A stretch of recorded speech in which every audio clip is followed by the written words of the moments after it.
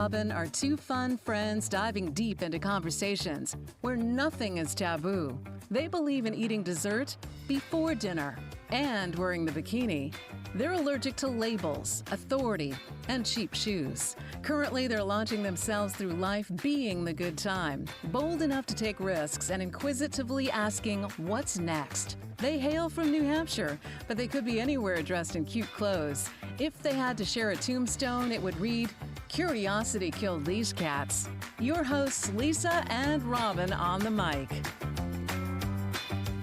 Good morning. Good morning and welcome. You are listening to Lisa and Robin on the mic on WSMM, 1590 AM, 95.3 FM. You can watch, stream, and listen on WSMN.live as well as Facebook and YouTube. Happy Thursday. Happy Thursday. I'm excited to be here. I am too. Actually, you know what? I was just listening to something on the way over here and I forgot it until just now. You know, I was listening to a book and he's talking about how we set up our lives so we're only living for the weekend. You know, we work through Monday through Friday, and a lot of times we splurge on the weekends, whether it's alcohol or party or, you know, we do stuff and we kind of use that as an escape. And I was like, wow, I do remember being that way. Like, you can't wait till for Friday. And I still feel, I mean, shoot, I'm 50 and ish. Wait, I can't believe that came out. But I remember I still have that feeling when summer comes of like getting out of school, that sense of freedom, that sense of excitement. Like all these years later, I still feel that way, but I don't feel that way about my week anymore. Like now I get excited about Thursday and I don't think about the weekends the same way. I mean, I do in some ways because everybody's home or like we have more opportunities to be together, to do things.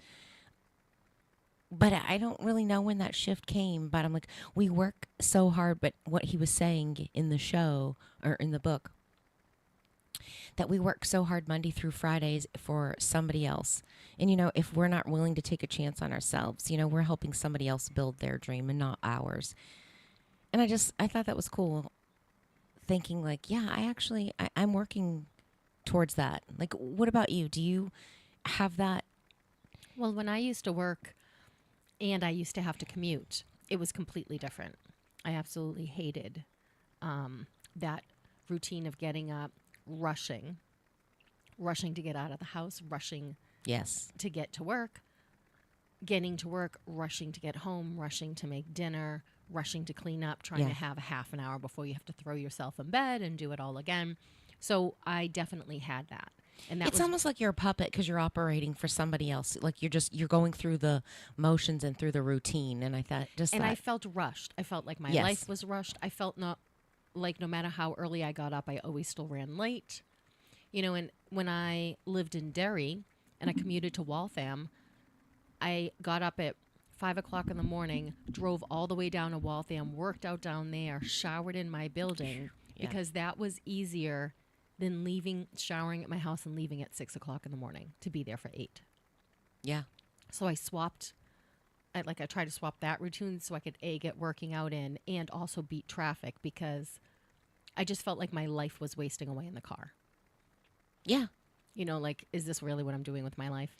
But we're just, you know, is sitting in traffic. Yeah. I still feel that way today when COVID happened and people weren't commuting. And like all of a sudden you go on the road and you could just go on the road. Yes. Because we never had COVID off because we were realtors and were considered essential. That's when we should have been doing all that road work. And so many people learned that, okay, you can be productive, not in the office and how much more productive. But I also think we never shut our work off. France made a new law that you can't contact an employee after work hours. I like that. So that, you know, there is a time off yes. too. But that was one reason why I wanted to move so bad originally, was I just wanted to get out of this area because I felt like no matter where you went, even on the weekends, they'd be doing road work. So it's now Saturday at 2 o'clock in the morning and I'm still in traffic to get home. I can't win. So I definitely felt that way and I do feel much better but now. I know that feeling of rush. So even when we get home and we have downtime, we're still carrying. You feel like you have to fill it in with, I need laundry and I need to do this and I need to relax. Well, and I need to get time in with the kids and I need to make dinner and I need to do all these things. But so because we still have that 6 a.m. time, looming in our heads. So we're still in that space of not being able to completely let go. And I think that's where we have the weekends, why we look forward to Friday, evening, Saturday, Sunday, is because we don't have to think about work and we don't have to operate in those boundaries. And I have a friend who cleans on Saturday. I said that is the last day of the week I would clean, that you take that one precious day where you wake up and go to bed without any kind of dread of work the next day or anything, and you're cleaning your house. Like, that is nothing but a recipe for unhappiness. I remember my mom we used to, Saturday was chore days, and it was just like, oh man, you have all this excitement and hype about coming in the weekend, and then you get up and work in the morning. And I've carried that my whole life because I don't do chores on the weekend. I try not to do chores on the weekend. Yeah, it's like a trauma response. If it's something that I want to do, but I'm like, no, I'm not going to set out to, I'm not going to set out to dust or vacuum. I'm not, if laundry needs to be folded or something like that for, towels for the pool, whatever, then I'll do that. Or if I see the bathroom, then, I'll do some pickup. But I'm not going to like, oh, it's chore day. We're all going to wash the windows and we're going to haul trash and do all that stuff. And it's organizing your life. Yeah. And I just thought, what can we do to help encourage people to think differently about the weekend and differently about the week? Yeah. And about your life, and like what small shifts that can we make in order to not feel that rush and enjoy every day. Yeah, I think some people take on too much and they don't ask for help. So they think they have to do everything. So if you can in some way ask for help, because when my mother went into the workforce, she said, I'm not taking on cooking because I'm not taking on shopping, and I'm not going to do the laundry. If I am filling up my day with work, I'm also now not going to keep all of the being a stay-at-home wife responsibilities. You got to lay something down. And I think that was pretty intelligent. I mean, we did get pretty unhealthy by eating takeout all the time, and we did suffer trying to fit in McDonald's into a 1,200 calorie day. Right. I mean, it was a little bit of lunacy in there I'll somewhere. have 3 French fries, please. And the Diet Coke, obviously. Just a smidge of ketchup. But, I mean, she understood that, but then it seems like our generation thought, no, we have to be the, cooking at home and doing this and making our kid's birthday party look like it belongs on a wedding, having the same kind of catering that weddings have. A Pinterest win, not a Pinterest fail. Right. All of that and also drive to work 2.5 hours a day or 3 hours a day and work 45 hours a week and all of that. So I think we put a lot on ourselves, and I think life has gotten extremely busy. And we've now crowd in a lot of stuff, which is kind of what I wanted to talk a little bit about today. But before we get into that, because we're going to dive into that. Johnny wrote in last week, and I never read it in time, but the reason why the Boston Red Sox don't wear red is because of the Boston Marathon bombings. So as a tribute to that, they wear the Boston Marathon colors. So is it just for this season? No, it's been since the Boston Marathon bombing. So it's been a while. Wow. That's how long it's been but since I we feel watched like them. we've been to Red Sox games since the Boston Marathon bombing, and I didn't see the yellow, but, Maybe not. memories just kind of blend and cloud in there. And I feel like you would have noticed that, so maybe it is. Yeah. Do they do it for their home games, or do they do it for their away games? Because I know they do 2 different Yeah, that's uniforms. true. So That's true. maybe they do it for their away games. Johnny, we need an answer. Somebody Johnny. Somebody answer call that. us in. Well, we used don't to call have right a place. because you know how terrible I am. We used to have a place on our computer that we could see when the comments pop up. I know. I don't know if we manage still do that or now, not, but so I don't know that.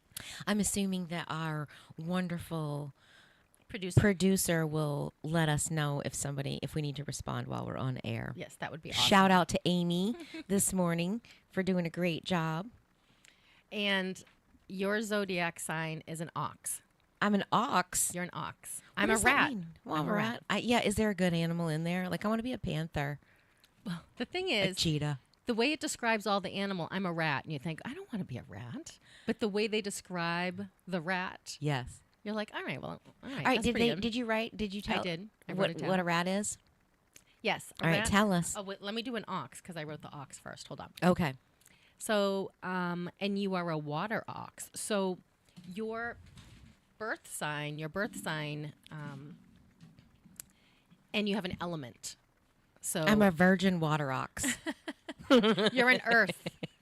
Yes. Normally, you're an earth. I but literally this should have been. year- I do think I should have been a water baby, but So, we are both water, which is. hey, that's cool. Yeah. So, water makes the element of extra of whatever you are. So, you're a water ox, and I'm a water rat. Water oxes are they have very high standards. Don't deny that. They're a very good judge of character. They have a tremendous way with children, and they adore their independence. Well, I don't disagree with any of those. You're very loving and good that way, but if someone stresses you out or that they let you down, you have a frightening temper. I believe that. That's true. You appreciate your home because it becomes your place of refuge, and you keep your family very close, and your family functions well together. I Right? feel like I try very hard. I feel like that is accurate. So that's pretty that spot on. resonates. Yeah. So Does anybody ever read those and be like, no, that's not me? I don't know. It's like a horoscope. Right. That's what I think. Is it because we're like going into it because we want to extract something from it? Well, I always think we can justify anything. Because I'm like, heck yes. Why just read that and then now you know who I am. Like, why argue with me if you know that's who I am? Yes. Right. Why would you do that? I'm just gonna get like we should just get our symbols like tattooed on our forehead. Right. Right. Well, I know that's a decent tattoo, but so I'm gonna get my glasses because mine is on my computer. Hold on. Okay. How long are we those animals? Forever? Is it just Our whole life, because the Okay. Chinese calendar is 12 years long. So every animal, there's 12 animals, and every 12 years it rotates back to the first one. And the elements, there's 5 elements. So within the 12-year cycle, there are 5 different elements, but some years correspond with 2 years. That's why even though we're born to a year apart, we are the same element. still in that same element? Yeah, that's why. So it doesn't change. Does anybody's ever change though? No, but every year, so 2024 is, I can look up what 2024 is for the water rat, for example. So let's see. The water rat, it's a quite significant year for me for some reason. Rats are known for their flexibility, their adaptability in their nature, and their intelligence. They're excellent communicators. They use their words to charm and persuade people. Their wit and eloquence makes them magnetic personalities, and people draw close to them. But if they get petty, they get competitive, which I think is interesting. I could see that. Yeah. It says water rats possess profound understanding of the world around them, and they will pick up on details that others miss. They are very family oriented, which rats I get that. are not lonely. There's not one rat. Yeah. They did a study, and they wanted And they don't kill each other either. No. Unless they get to some particular thing and then there's no food. Right. Then they will eat each other. I guess that's a competitive piece. I think that's how that will come into play. Yeah, when there's nothing else, like when it's just you're down to survival. But I thought I read somewhere about rats. They don't fight each other, Interesting. like pecking order and stuff like that. Oh, yeah, for that. So one of the things I thought was really interesting, they were trying to research addiction. So they give rats cocaine and heroin. And I would love to know the job title of the person who is buying cocaine and heroin for rats. I swear it's not for me. It's for the Cocaine mice. procurement department, aquatic, something. But anyways, so they give water with cocaine and water with heroin. And they let the rats self-administer. And the rats overdose, right? They just keep administering until they die. They don't eat. They don't do anything. They just do that. So then they said, oh, so addictive, blah, blah, blah. But then someone came along and said, rats don't live in isolation. You can't put a rat alone in a cage and it will not harm itself to death. Oh. Because rats are not solitary creatures, which is why rats tend to be very family-oriented and community-oriented because they don't survive alone. They're not. like wow. a lone wolf. You have Yeah. all these creatures that they Polar don't get bears. along with others, Yes. but they will kind of go in a group only when required. But they really They're not herd mentality minded. where rats are. Yeah. So the scientist came in and said you can't put rats alone in a cage. So they put a bunch of rats together, gave them a wheel because they love to run. If you put a wheel in a field, a rat will just run on it by itself, like in the middle of the field, like for something fun to do.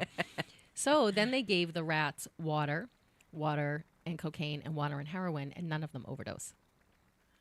So they were saying, does addiction That's come interesting. from you being not in the environment that you need in whatever capacity that is? For rats is loneliness.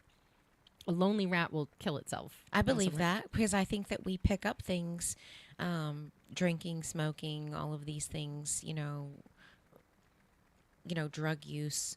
As coping mechanisms. Yes, to escape. It's like a pressure valve or a release. It's a distraction to get out of our own mind.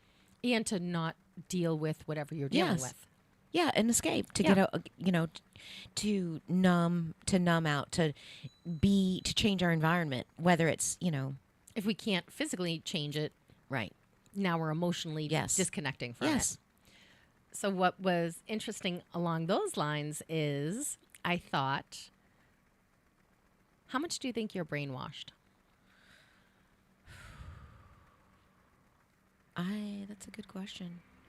I would probably say I was watching that guy on the screen. He keeps falling down. I don't know where that is. It looks like Portsmouth. But when he goes to take a step, He falls I down? don't know what channel we're on. Wait till he starts Nashua. moving, and I'm like, The wait, this National is Public like, Channel. look. Do you see how he's I do. like? Do we need to call 911?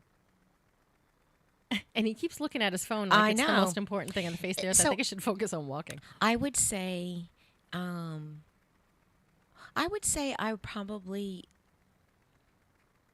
over half brainwashed. I would say maybe 70 or 80%. If you would ask me that compared to if I thought I was brainwashed 2 years ago, I would probably say more in the 90s. Mm-hmm. Because I think the more that you think for yourself, the less you become. I'm actively choosing what I'm picking up and what I'm putting down, what I'm allowing for my environment, what I'm going to absorb from my environment. So I feel like the more that I am on a journey to self-discovery, I feel like the less and less I am brainwashed. But again, that's such a tricky thing because I feel like There's the I conscious don't know mind what and I the don't know. I don't know what I don't know. So I feel like I'm becoming more consciously aware of my unconscious state of being. So that's why my number is probably like 60, 70. What about you? So I think I was skeptical my whole early part of my life because I didn't want to be brainwashed. But I believe that we're all brainwashed to some capacity. Just to even operate in a society, you have to get along with what the society says. So I think we're probably brainwashed 70% at least. And I think people think that brainwashing is just for a cult, but it's more to do with that you believe something without really putting it through a logical filter or for facts. So one of the things that I think we're all brainwashed about is you just take a pill for that. If you have diabetes, take a pill. Yes. If you have this, you take a Yes. pill. That lifestyle, Yes. your diet, all these things couldn't possibly play into it. You just take a pill and it's all better. Yeah, well, it also feeds into we've created a society. Well, pharmaceutical companies, marketing, and our healthcare system all feed into those. So you got three funnels that are feeding into that message. Do you know that we're only one of 2 countries that allow pharmaceuticals to advertise on television? Really? Yeah. Isn't that interesting? Yeah, it is interesting. But go ahead. Well, but it's a huge moneymaker. It's a huge, huge moneymaker. What was I saying? Oh, I lost it. Okay, so I will go on to say that we've been going through a school system that is training for production like we all work in a factory. Yes. Even though where our environment in our workplace outside of that is so completely different. We should be teaching for I mean, yes, you need to know math and science, and there's things you need to study repetitively for facts so it goes into your subconscious so that you understand how things work. But productivity is completely different today than it was before the internet. That is true. And we all don't work in factories, and our output isn't based on how many widgets we're producing, unless you're producing widgets. Yes. But the entire school system isn't trained on creative problem solving, for example. Yes. So I do think that our school system, I think it's important to have building blocks because you don't know where you're going if you don't know where you've come from. So we're destined to repeat our mistakes from that. So I think history is very important, you know, giving us basic skills, but we're not teaching people to be, who are you? We always say, what do you want to be? The thing I was going to say and that I had forgot is with the manufacturing company, you know, with the pharmaceutical companies, the insurance and all that stuff, and being brainwashed, we have created a society of convenience and instant gratification. And so it actually kind of goes back to, you know, we're working for the weekend, you know, just to get through the weekend so we can reward ourselves, you know, and we spend money and we don't, you know, we'll spend money for the small thing here and we don't forego, we're not willing to make small sacrifices for our bigger dream or for a greater gain because it's like, well, I'm having a really crappy time at work. So, you know, let's go have a party on the weekends or let's go out to the bar and let's just feel like there's this rush to like, I got to go live my life because I've been working for this person over here and I'm helping them build their dream. That's what reality is, no matter what you say. But you're helping somebody else build their vision or their dream or keeping their machine going instead of focusing on like, what is it, what we really want? Like, what if we actually changed our education structure to give them building blocks, but teaching them like what's so important is who are you? And then I think then you can figure out, well, this is what I am. I'm really good at this. So maybe I do want to go into rocket science. Maybe I want to go into research and development, whatever. Like Maybe I want to drive a truck around. Right. We pick the career first instead of like figuring out who you are. One of the other things I think we've been brainwashed is that everyone needs a college degree. Yes. And I think I might have even said this on our radio show before, but I was talking to someone, this was a couple of years ago, and the father was doing the homework over a summer so his kid could actually graduate to go to community college. And I said, it doesn't sound like your kid likes school. And he said, my kid hates school. And I said, does he like to work with his hands? And he said, oh, yeah. And I said, well, why would you not be sending him to a trade school instead of to college where if he doesn't like grades 1 through 12, grades 12 through 16 are not fun. If you like 1 through 12, you're going to like 12 through 16. Right. And we have the average plumber is like 56 years old. I'm and driving. Nobody wants to get in the trades. Nobody wants to get into the trades. You can make really good money. We were at a party on Saturday, and someone said, well, I make $200 an hour. And they said, I thought you were an electrician. He goes, I am an electrician. And she goes, you make $200 an hour as an electrician? He said, yeah, I go good luck finding one. They're all making. Now maybe the owner makes $200 and then the worker makes $75, but it's better than working at Starbucks for $15 or $18. Yeah. You know, you go to college to come out and be a barista. You could have been a barista for free. Right. You didn't have to accumulate all that debt. $100,000 or $200,000 debt. Now, despite how affordability is down, life is so expensive, college is so expensive, every single parent is like, oh my God, my kid's got to go to college. Right. You know, and so that's a brainwashing that you're not going to amount to anything without a college degree. You have to have that degree. Again, you know, it's marketing. It's marketing, which is a form of brainwashing. We're all being told the same thing. So one of the things I think is so funny is I think I was really resistant to meditating So I'm still resistant to listening to a guided meditation before I fall asleep because while I'm asleep, I don't want them all of a sudden to be like, and now you're going to kill the Prime Minister of Malaysia. Like Zoolander. Like I wake up like, I'm going to kill the Prime Minister of Malaysia. I'm doing this today. I want to keep. I'm going to start a battle at Market Basket parking lot this morning. So there's a part of me that keeps a wall up because I don't want you infiltrating too much. Right. That's why I think, from 14 to 40, I was pretty skeptical and pretty sarcastic and pretty self-deprecating of like, no, I'm not falling for that. Yeah. Because I didn't want to fall for that. I didn't want to all of a sudden be following some cult leader off into the woods drinking Kool-Aid. But let me ask you this, but do you feel like because you didn't feel like you're looking back, because I think as a kid we don't know, but do you think, I know for me the reason why I did some of those things, and so I would say that I am, I was highly compliant, but I'm also like, I needed order and structure, and so I was almost a Nazi in it. Just Mom makes fun of, Mom jokes about it when I was little, when I tied my shoes, my loops had to be perfectly even on both sides. My jeans had to hit my shoe at the right spot or I would just get upset. I wouldn't say quite a temper tantrum, she might say that, but the rest of the day wasn't happening until these things were fixed. Yes, but I was thinking I think looking back and self-reflecting, that was me providing bumpers and boundaries. And I always resisted stuff first. So I was like, nope. My first reaction when somebody hits me with something, I was like, nope, not doing that. And I think that was my own coping mechanism to put out.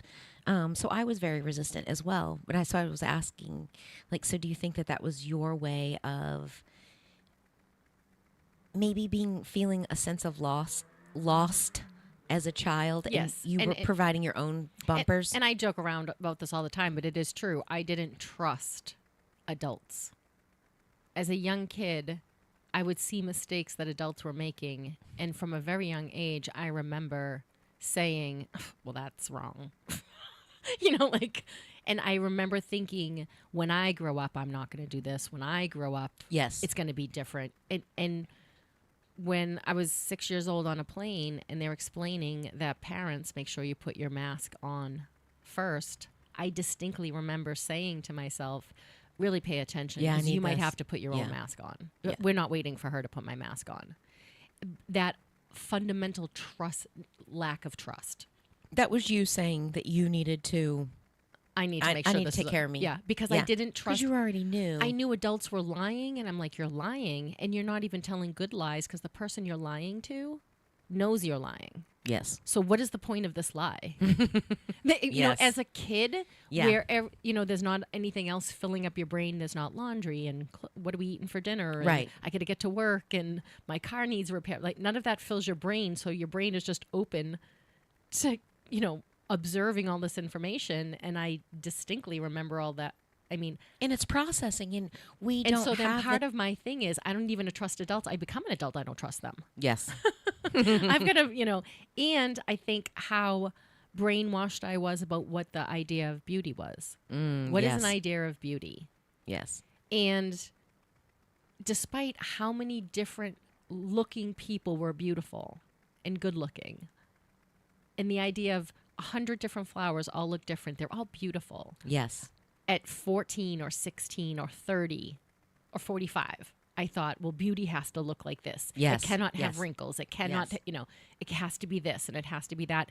And you look at art and they were painting those little chunky chicks. Yes. Way back. And part of that was, I remember saying something once in Renaissance period. Yeah, and I said something once in an art gallery, and they said everyone was starving.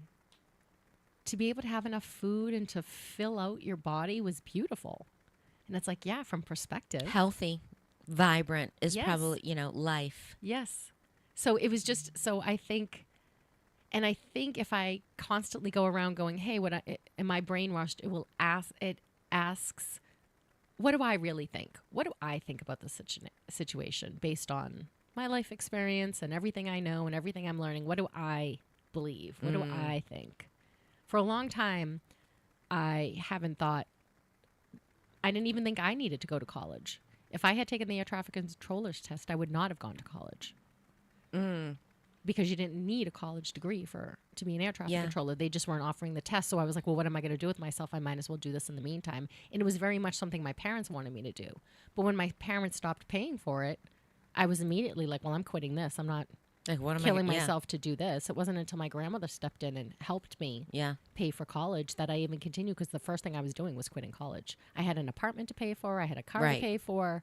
You know, college was going to be the last thing. Expenses, and like, well, you cut the things that you feel are like the least important in your, not that they weren't, but you know, a roof over my head and food in my belly is more important. And I liked making money. I was making money. I had multiple jobs. I was making money. To me, making money was really important. Well, where the education piece, I was like, I can get an education anytime. But we don't really support education, if you think about it. We support paying for the education, but we don't. Look at all the other countries.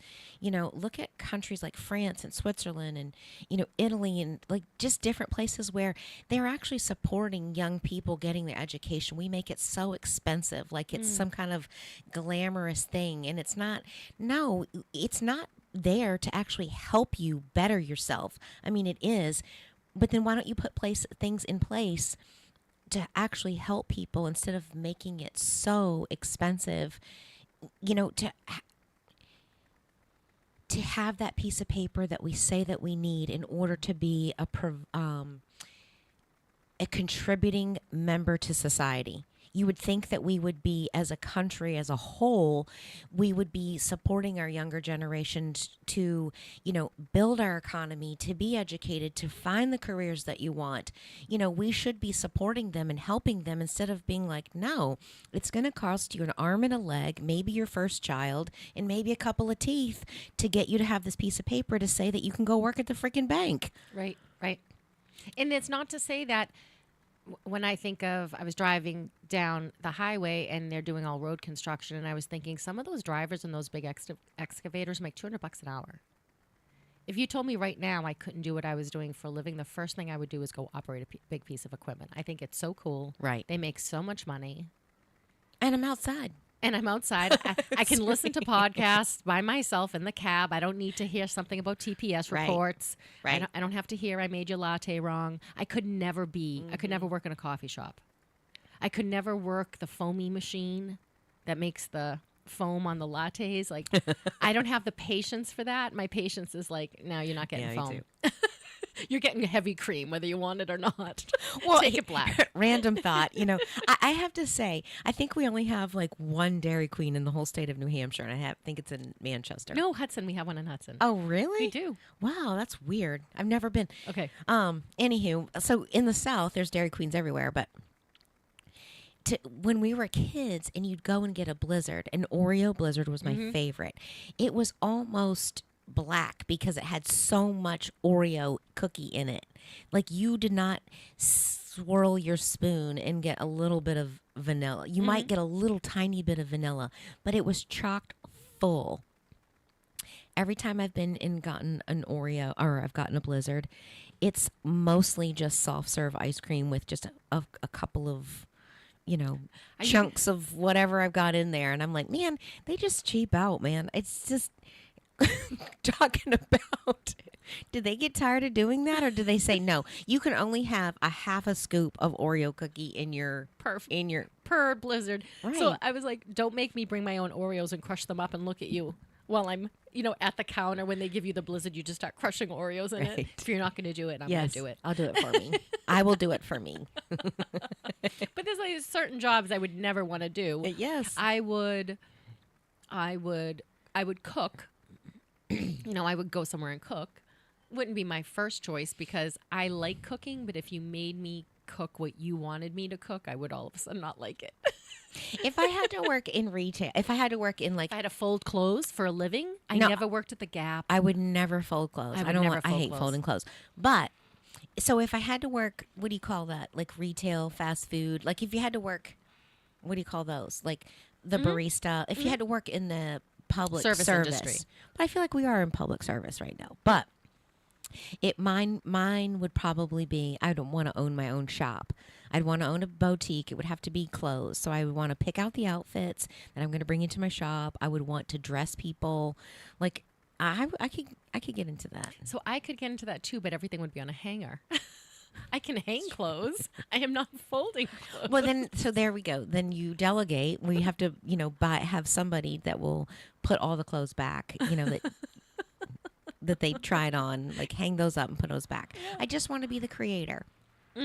Chris said something last night or the night before. He said something about, he's like, I think that you're a good delegator. And I said, dude, I told you a long time ago I was a great point and clicker. Mm-hmm. Yeah. I like to point and here, you go here. I think this would look good here. You do that there. Yeah. I'm like, yeah, I think I am a good delegator. You are, because you don't have the part, I'll just do it myself. No one's going to do it as good as me, so I'll do it myself. I think. Well, I do, but I don't. Like, well, that's but part you don't of the reason because why. you don't take over. We joke around. The party we went to one Saturday, the couple was talking about how they fought putting up the tents. And so the woman said that the man was saying, do this. And then the second she tried to do it, he would come over and do it and tell her she wasn't doing it right. Yes. And I said, I can't tell you how many times. And, when I told my spouse, he laughed and he said, how many times have you told me to do something and I'm not even about to do it yet? And you're like, give it to me. I'll just do it anyways. Yes. And I have one of those. I do have one of those. And so do you know what it's taught me? I just walk away. Right. But so unless we're in the kitchen. That is a personality thing that says the only one who could do it right is me. You don't have that. You don't have because if you did, you would always be taking over and doing all the stuff instead of delegating it. That's what I think. Well, I do.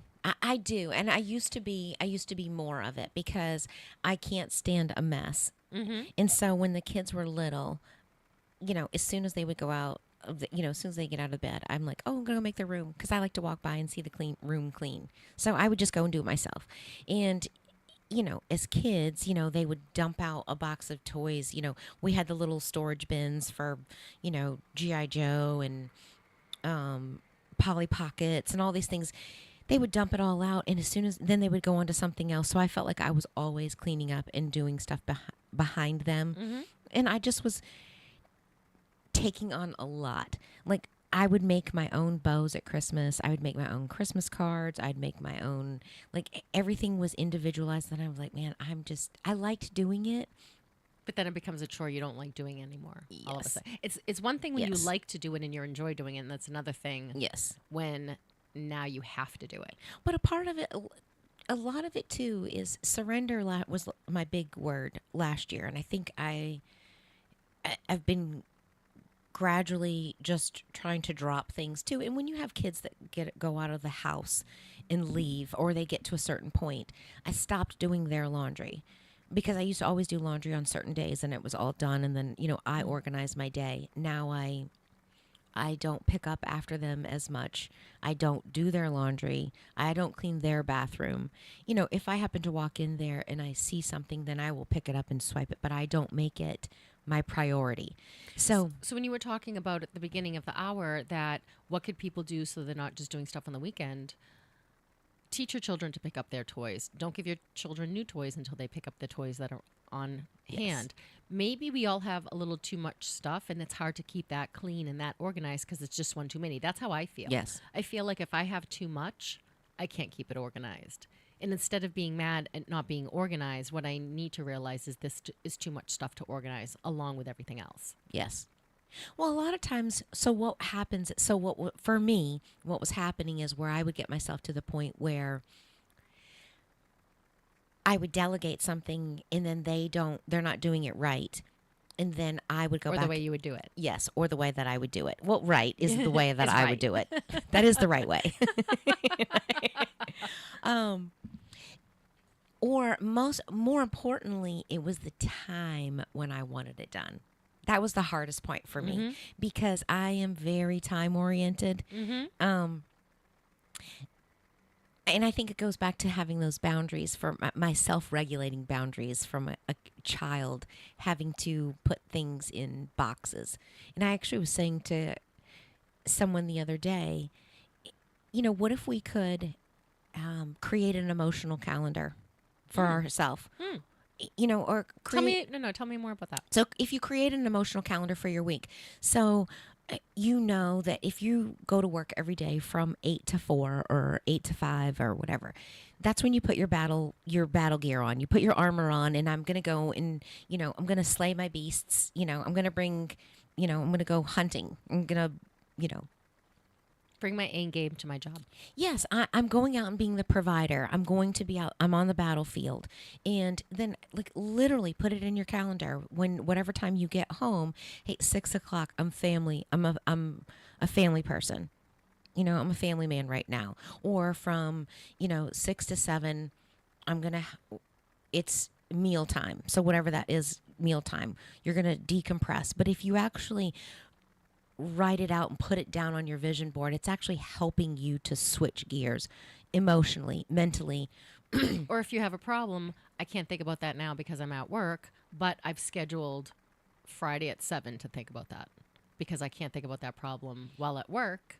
Yes. Emotionally, dealing with something. Well, and it's also, you're not going to show up, so you've got babies at home and say you've been out, you've been out in a very grueling, demanding job, or say you're like a security guard at a prison, and you've got to be tough, and you've got to be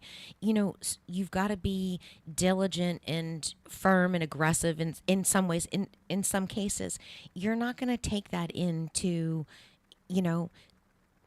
your children, your babies at home. You're not going to treat your spouse that way at home. So it's helping you to take off that hat or take off that armor that you have, and you're picking up something else. Hey, now I need to show up as this. Now I need to show up as soft and gentle, loving, instead of have my game face on. Mm-hmm. So are you an advocate for compartmentalization? Yes. Yes. Like there's a box, we put it in the box, we take it out when we need it, we put it back. I worked very much in compartmentalization when I was younger. Well, I think it helps you separate, especially as, a single mom growing up and just raising, young kids, mostly by myself, is when you had stuff coming at you. I was trying to think of a non-curse word to say, poo hits the fan. But you're dealing with your own turmoil. But I'm responsible for the temperature in our home, and so I can't bring that stuff to the table. I can't bring my fear. For an example, after our divorce, we both filed taxes for both of the kids, and the IRS was going to audit us. I was in the right, by the way, but just so the IRS knows. I just do your due diligence. So I actually know I made an appointment with the IRS team down in Nashua and brought all of my stuff down and just said, I got this audit. What am I going to do? And all this stuff. But it scared the crap out of me. Number one, I'd never filed taxes before. My ex-husband had always done it. Before I got married, my dad did our taxes for us. So I'd never, ever done taxes. So I wanted to make sure, because I was fearful, and I was panicked. Like, now they're saying that because I get child support, and at the time when I first started, I got earned income credit because I had just started working. I was a stay-at-home mom for 8 years. So I was working part-time. I got the earned income credit. They had said if I had messed up on my taxes, I'm owed them like $15,000. I'm like, wait, I'm only making like $22 an hour, and I'm having a roof over my head and kids. I can't do this. So I was panicked. Like, I literally sat down in my hallway in my old house just crying. Like, I didn't know what else to do. But I had to get my act together because my kids were getting ready to get off the bus. I can't bring that to them. So that's where I think, that's where I had to compartmentalize. And I think about, we don't do that often enough to check ourselves. Wearing the stresses of the day, we carry that into each new environment that we go through to the day. So I think that's where the word composure comes in. It's like if you're dealing with whatever and all of a sudden you have to do something else, can you maintain composure to go, and not bleeding all over everything? Yes. And I think that's a tough one. I think it's a tough one. I'm not going to point to this 5x3 thing, but when I didn't have a phone all the time, no one could bleed in, right? I could keep my Yes. composure because it wasn't constant. I could compartmentalize and say, okay, I'll deal with that when I get out of work, or I'll deal with that whenever, because there was okay, I'll deal with it then. And I'm insulated in this space. And I think that's probably Yes. why I liked working a couple of jobs. It was like, well, here, I got to keep my composure when Yes. when the world was falling Yes. apart. My But family life was falling apart. I feel like the majority of us keep our composure at work. We know that we have to do that. But when we get home, do we keep our composure?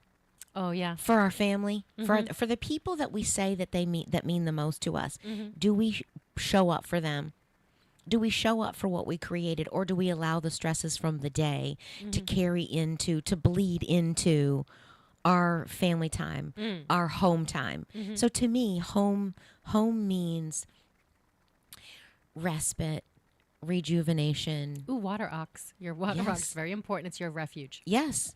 And my environment, I have to create my environment. And if I'm not stepping into it and allowing the energy and the space that I created to heal me and to wash those stresses from the day away, what good is it if I'm just continuing to carry it? So I'm not actually I'm not allowing myself to recharge. I've built this community around me, my family. I've built this tribe around me to protect this bubble and to create this space, which is home. And we don't defend it. We don't defend it from our energy, our mind, our feelings, our emotions. Yeah, and I was thinking, because when I was looking up brainwashing and I started going down that rabbit hole, there was, how do you avoid being brainwashed? There was all this mental health tips and all of the stuff. And one of the things was control your social media feeds because you're being brainwashed by what you see. And when you were just saying that, I was thinking how much do we have control over our mind and our emotions? Is it, a laser light show of lunacy in there, the epileptic, the light show, the strobe lights, it's all blinking. Everyone's all, if that's your mind, it's going to be really hard to keep your composure and to keep work at work and, minimize your own stress and all of that. And that's where you've got to try to, your mind palace. I love that word. Because I remember the first time I heard someone saying, don't let their words roll around in your mind. They're not paying rent to be in there. You can keep them out of there. Don't let them earworm into your brain and just start seeding, this self-doubt or all of this stuff. And it's like, if your mind is a palace, you've got your marble walls and everything's clean and organized. But that's how I started to think about meditation, because you're supposed to not think of your thoughts. Right. And that was a terrible way for me to take it because they would just show up like a cat walking through the palace, And it's like, okay, but don't pick up the cat, hold it.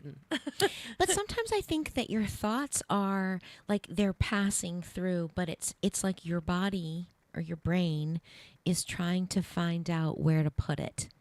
So when you're in that free-flowing space of, when you're trying to meditate or when you're just trying to be calm and you're letting the thoughts settle and you have all those random thoughts that pop in, I do think it's trying to compartmentalize. Do I save this one for long-term memory, or do we let this one go?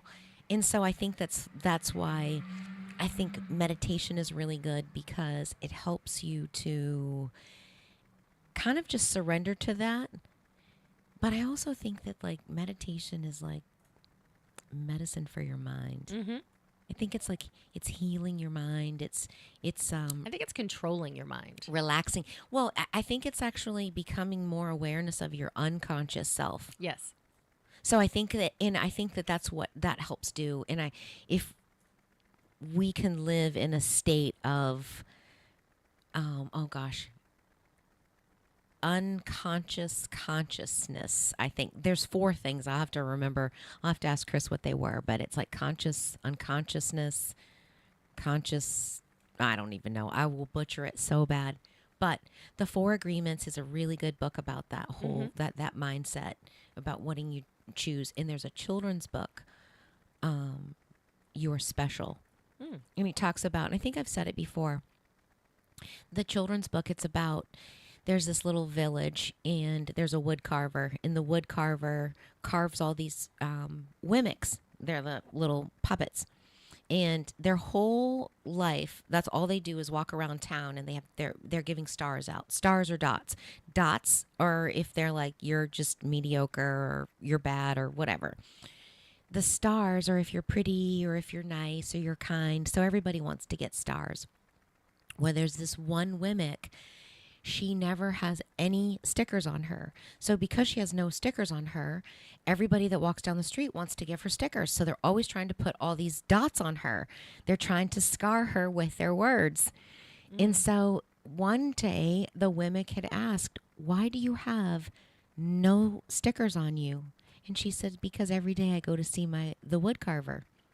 And he carves them off. He polishes her. He cleans her off." And it's really like symbolic of, God, your higher power. Yeah. She's connecting with him, and he is washing her clean. And I just thought that is so beautiful. And so if we think about people's words, we actually have control over that. We have a control over to not absorb, the jerk that's beeping at us behind us. All of these things come against us to knock us out of our vortex, our safe space, our bubble. And so I think about that. I think about life as a Wemmick. And am I putting a sticker, or am I putting a star, or am I putting a dot on somebody that I have an interaction with? And so when I thought about it at the end of the day, and like meditation helps me clear all that garbage out. Yeah, polish that off. Yeah. Well, we're talking about all this, and I was thinking the fire chief is here. They're gonna come on at the second hour, and I think they probably have a particular type of conversation they have with George when they all come on, and they're gonna have completely different. They're gonna have Elisa and Robin I know on George the was mic. texting me on during the show, and he's like, "What's the name of the title?" And I'm like, "I'm just gonna ignore you." But I don't think they're prepared for the Lisa and Robin on the mic version of the radio station of what we're going to ask them. But part of what I was talking about at the beginning with brainwashing and all of that was because it was how do you I was thinking of it almost like in a trauma response way too. Because I was thinking there is the stuff we expose ourselves to, and then the stuff we're exposed to. And then when you work in emergency response, you're a policeman, you're a fireman, you're a paramedic, you are going to come across things that, they're not easy to see. You were going out and you were helping people, but who helps the people who help the people? Yes. And I don't know if in our society there's a lot of good resources, because I always think, who takes care of the caretaker? Someone taking care of children, someone taking care of parents. Elderly parents, for example. We're the sandwich generation where we have parents living old enough that they need to be taken care of, and then our children also need to be taken care of. So who takes care of that? Yes, who takes care of our servicemen? Who takes care? I did hear someone say that EMTs and first responders have a higher rate. And now don't quote me, because you know how I do. You know my I'm statistics. just going to do me. Yeah, you know my stat record. But said that they have a higher PTSD than some of our military people coming back from wars. It's just as traumatic, if not more so. I wonder if that gives them. My plumber used to be a paramedic, and he used to be a Marine. And we always joke that he has a wicked sense of humor, and he's like, to deal with what you deal with, you try to find the humor in all of it. Yeah. So When I worked in healthcare, I think we had a very kind of dark, yes, very dark. sarcastic, Yeah. but I think it's a coping mechanism. It definitely is. And I wanted to talk about brainwashing because one of the things I said when we saw the fireman was that, more fires are started in the dryer than the stove. And they're like, that's not true. And I'm like, in my property management and real estate magazines, it says it every single month. Or 3 times a year it talks It's about... fear and manipulation. There's marketing right there at your best. And brainwashing that I never leave the house with the dryer on. I have been brainwashed over the last 20-something years, too, that the dryer is going to set my house on fire, just as quickly as the stove would. That is true. I do think about that. I'm like, oh, did I leave that dryer running? Right. And I have now bought, so my iron shuts off by itself. My curling iron shuts off by how I make my tea in the morning. Everything auto shuts off so that there's no chance that I'm going to start a fire when I leave. Yes. But stay tuned. You are listening to Lisa and Robin on the mic on WSMN, 1590 AM, 95.3 FM. You can watch, stream, and listen on WSMN.live. We are on Facebook as well as YouTube. The other thing I wanted to ask for is apparently we need likes and follows. I care less about the likes than I do about the follows. But if you are on Spotify, Lisa and Robin on the mic now have replays of our episodes. We're putting up some older ones first, so they won't be repeats if you are just joining us. And if you could give us 5-star rating on Spotify, we would really appreciate it. We're going to go to the top of the hour, and then we're coming back with Nashua Fire. 1590 WSMN 95.3 FM Nashua. Listen, watch, and stream at WSMN.live. I am Elena Dries, nurse practitioner at Altrix Primary Care, located right here in Nashua, New Hampshire at 57 Northeastern Boulevard. At Altrix Primary Care, we are dedicated expert nurse practitioners who provide high-quality, comprehensive primary care services for people of all ages, from newborns to older adults. Our nursing model of care is distinctive because it's unhurried, high-personalized, easily accessible health care for you and your family. Visit us online at altrixpc.com/Nashua or give us a call at 603-821-4009. That is 603-821-4009. Altrix Primary Care, changing the future of primary care for you and your family. Have you tried to quit drinking before, and much to your surprise and dismay, you couldn't? Have you tried therapy, meetings, and treatment programs, but still can't seem to stay stopped? Or maybe you live in fear that you'll lose your job, your home, or your family, and much more if you don't get this figured out, and soon. Well, there is hope. My name is Bill Nielsen, and I'm the founder of Nascent 24 Recovery and Life Coaching, and I struggled for over a decade. Yup, 10 years, trying to get it right. I lost jobs, 5-6-figure jobs in fact, homes, friends, relationships. I thought I'd never get off the merry-go-round or the roller coaster, but I did, and I've developed a proven proprietary process that works. Why does it work? Because it addresses the root cause and not the symptoms. No more Band-Aids on bullet wounds. It's a 12-week journey that will transform your entire life, not just the drinking thing. I work one-on-one with every single client, and your privacy and anonymity are paramount. The great part is that you don't have to leave your home, your job, or your family.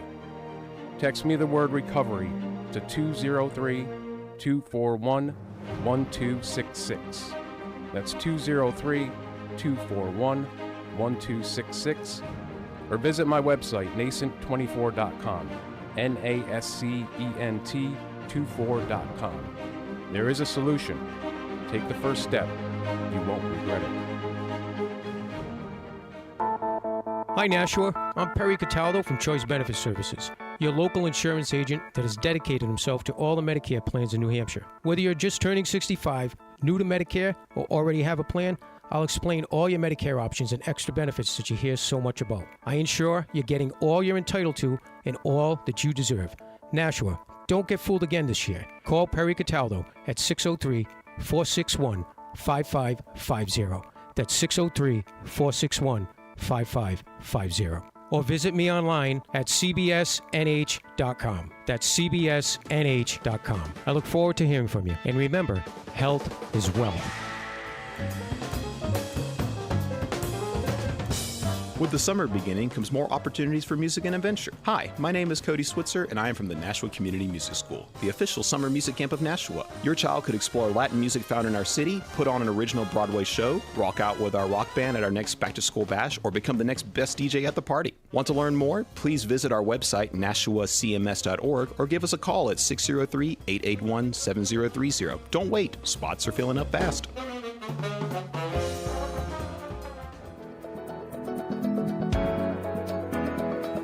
Are you or your loved ones in need of compassionate care in the comfort of your own home? Look no further than Heaven Sent Home Care. Heaven Sent knows the importance of personalized care tailored to your unique needs. Whether it is assistance with daily activities, medication management, or specialized medical care, our compassionate caregivers are ready to provide the highest quality of in-home care. The services provided by Heaven Sent Home Care extend beyond physical care. They also offer companionship, ensuring that you or your loved ones have someone to share stories, laughters, and meaningful moments with. Experience the peace of mind that comes with knowing your loved ones are in capable hands. Or visit us online at heavensenthomecarellc.com to schedule a consultation and learn more about the comprehensive range of services provided. Heaven Sent Home Care, where care and compassion come together.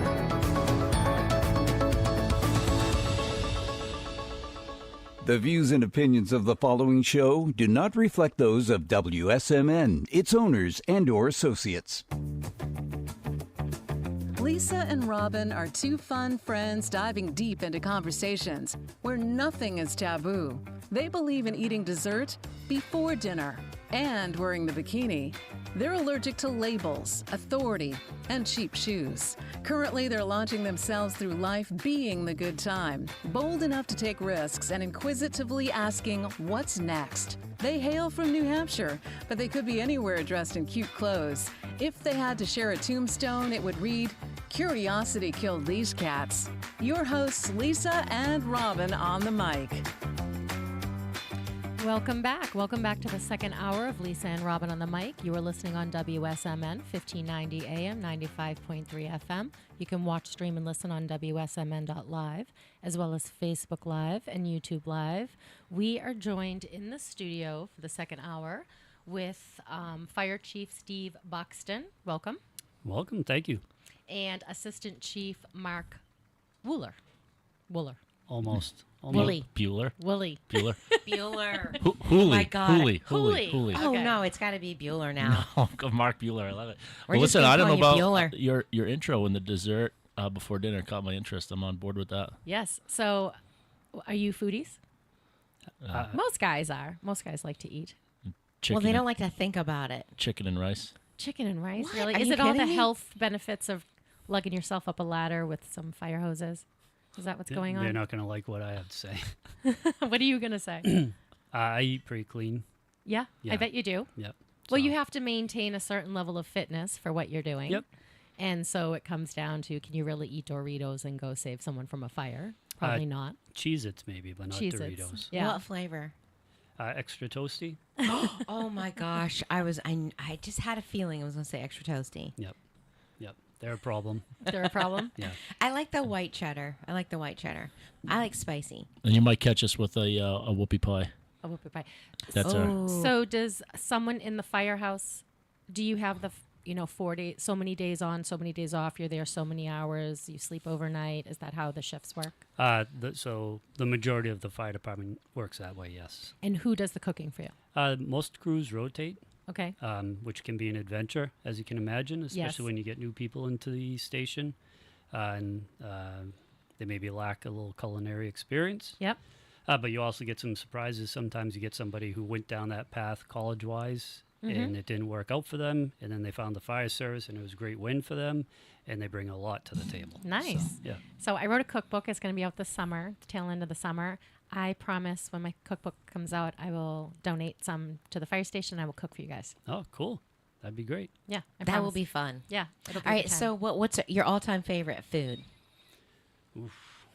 Like firehouse meals? No, just regular all-time meals. food. Like if you were like, All right, well, so the way I said it at our dinner table, I'm like, if you were in prison and it was your last meal, if you're on death row, your last meal, what would it be? And my son's like, why do you got to be so morbid? I'm like, I don't know. But just thinking, like, if you could have anything that you wanted, what would it be? Yeah, I'm not a foodie, so it's me. No. It's more location than anything else. Oh. I mean, my wife and I like surf at 4 o'clock when they open. You got to come in the back door because you got to get a seat at the bar, and we'll sit over there and just have. They got a little spinach, tomato, bacon salad. We'll split that. Oh, that Yep. sounds good. That is actually really good. They So fry tomatoes. again, it's not the food, but the location. It's a good spot. It's the atmosphere. Yeah, and if I didn't eat before I died, at this scenario you're presenting, I'd be all right. You'll be all right. But I want to yes. be in a good spot when it's happening. Yeah, that's true.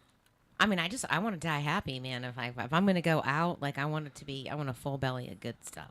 There Like, you go. There you go. what about you? What would be what's your all-time favorite? Like, oh, I really love this. Yeah, I'm not sure I have like one, but similar to him, my wife and I frequent Stella Blue, and we like to hang out there, have a drink. We like their the portions there, the apps and stuff like that. So, yeah. What about downstairs? Has anybody been to the Union House yet? Yep. Oh yeah. You good? Worth going? I liked it. Yeah, it was you good been? to check out different places. Yeah. Yeah. Nice. So we feel like you should have dessert before dinner because we're very much enjoy yourself. Life throws a lot of stuff that you're not going to be able to control, and life is hard. So every time you can get a chance to enjoy yourself, enjoy yourself. Yeah. No, Eat it's the a good cookie So idea. usually first. if I eat dessert, then I'm not gonna probably eat dinner. But Yeah. No, I do have a bit of a sweet tooth, I guess you could say. okay. Yep. What do you like for sweet tooth? Chocolate. I like chocolate covered gummy bears. Ooh, I've never never had that. I know. never ventured down. Weird that path, combination. yeah. I know, but it's certain ones. It's usually the clear gummies, the clear gummy bears. It's like Are we talking about gummy bears here? Yeah, gummy bears. All right, just checking. If you go into, the stores like in the mall and you can get your scoop your own is where a lot of times that you will find them, or like specialty shops. But the gummy bears, they have to be the clear ones dipped in chocolate because when they have all the flavors, it kind of just messes up the whole texture. Blech. Yeah, so I'm not a no fruit in dessert. Like if you have a cake with fruit filling in it, that's kind of a violation. I get that. What about a good jelly donut though? Nope. Yeah, I like the jelly Oh, donuts. me too. Maple frosted is my favorite donut. No. What? Oh, Oh, I so don't like good. maple anything. Really? It's just kind of funky Does flavor. does I mean, George know about this and your hate Well, of? he did make some banging syrup. Like it almost tasted like it had a buttery flavor Yeah, to it. It wasn't bad. Wasn't bad. So I'm not a big maple. I'm just not a big maple syrup fan. But I am a Southern girl, so Where are I you just- from? Virginia. Okay. Are you Virginia. both from here? So I am, yeah. I was born here, been here 50 plus years. How long have you been on the fire department? Here in Nashua, I'm in my 28th year, I think it is. And what about you? Where are you from? I'm originally from Chelmsford, Mhm. and I moved up here in 1999 when I started working in Hudson Fire Department, and then I came over to the city in 2001. So, go ahead. No, go ahead. I was going to ask you, who takes care of the people who take care of everybody else? Do you have a good self-care routine? How do you guys deal with the trauma that you guys deal with? How does that? Do you have a good? So that's a very wide question. I don't know. You have an hour. Yeah, okay. We'll try to fit that in. So in our industry, that's something that's very new. Okay. You can imagine, a lot of bravado, stuff it down, tough guy, sort of stuff. And probably the last 5 years is when we've really started to look at that sort of stuff. And there was a lot of incidents that we had that involved some of our retirees and stuff. Suicide rates in the emergency services are very high, and that has had a local effect on our organization. And that's really what made us take a look at ourselves behind the curtain and start to focus on a lot of things we were doing in the way we were handling situations. So with that, the fire chief at the time was Brian Rhodes, and we had a specific incident that kind of thrust us into action, I guess I would say. At the time, Mark was a captain, and he kind of led the grassroots effort, and I'll let him speak to what he did in a moment here. But Chief Rhodes sought out education for the entire organization, and we brought in a woman by the name of Dr. Sawyer, She's very well known through the state, emergency services, military, the whole 9 yards, and does great work. She's somebody that can be upstate testifying in front of the House or the Senate, or she's somebody that could be at the firehouse coffee table throwing elbows with the guys, and she fits in every crowd. And she doesn't give you much space for your BS. She calls you out on it pretty quick, which is what we need. So a lot of good things have come from that. That education eventually led into better efforts from the department, the organization. The union got involved, and we now have a member assistance program to support our members. It's a peer-to-peer sort of effort. And as a result of all of these things happening, we started out by talking about food. So if you go back to the day I walked through the firehouse door, you might have meatloaf for lunch. And you would not work out, and you would not do any of these other things. And now, we more apt to have salads or black bean burgers or something crazy like that for lunch. And physical fitness is very important, as well as self-care for yourself, time off, and all those other things that are very important to give you longevity through your career, which obviously put some fuel in your tank to let you handle the incidents that you encounter, because a lot of times we have to ask our people to be exposed to things that really no human should ever have to be exposed to. I think the rate is the normal human will experience like 3 or 4 traumatic events in their lifetime, and the average first responder sees something like 175 in their career. So we can't stop them from seeing those sort of things. All we can do is kind of put a really strong support network, safety net, if you will, to help stand them back up after the fact. So. Well, I was thinking about it, in not just first responders, but all of us on the whole. We focus on eating right and working out, so we're taking care of the body. But when you say what's taking care, do you actually take care of your mind? Mental health. When a lot of people say mental health, you think about, somebody's off the rails, or somebody's not right in the head.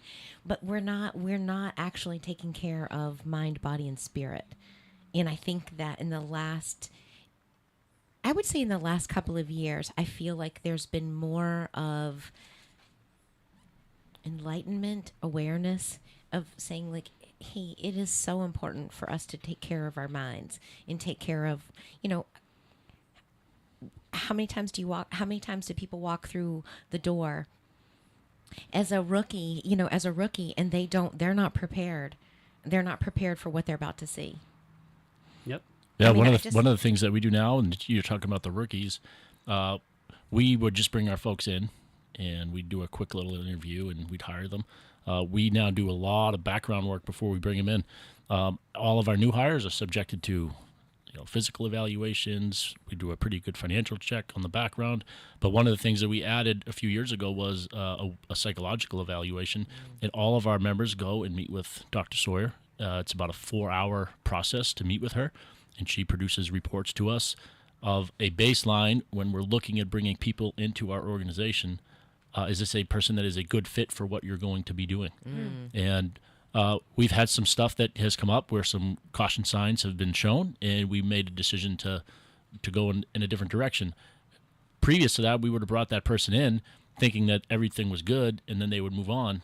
But it is a stressful environment that we have to work in times, so we're preemptively doing those things. And then during our recruit school, we added in a family night where all of the new hires who are coming into the fire service, and sometimes we have people who are brand new to the fire service, and sometimes we have folks that have been firefighters for 15 years. But all of those families don't understand what this job is per se.